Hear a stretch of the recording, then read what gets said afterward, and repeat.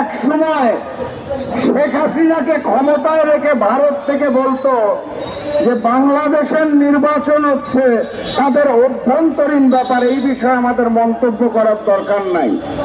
ইহুদিদের জায়নবাদ আর নরেন্দ্র মোদীর হিন্দুত্ববাদ, এই দুই বাদের মূল উদ্দেশ্য হচ্ছে দুনিয়া থেকে মুসলমানদেরকে বাদ দিয়ে দেওয়া। এই উদ্দেশ্য এবং লক্ষ্য নিয়ে ওই ইহুদিরা এবং নরেন্দ্র মোদী একজোট হয়েছে। এর মধ্যে দুজনের পার্থক্য, ইহুদিরা যা করে সরাসরি করে, কোনো রাগ ডাক নাই, মুসলমান নিধন করো।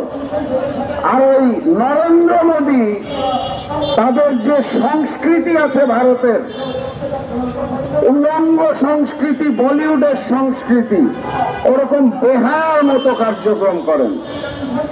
মুখে বলবেন একটা, মনের মধ্যে রাখবে একটা, এবং খেয়াল করবেন পদে পদে খালি চরিত্র পরিবর্তন হবে।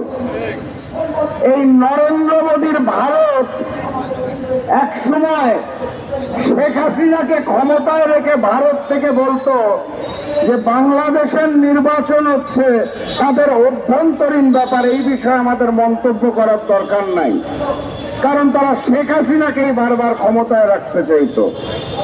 এখন সেই ভারত নতুন করে বলছে সবাইকে নিয়ে নির্বাচন করতে হবে, ইনক্লুসিভ নির্বাচন চাই।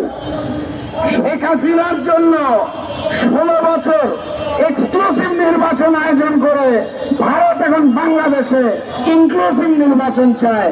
এইটা হচ্ছে নরেন্দ্র মোদীর সেই নগ্ন বেহায়া চরিত্র।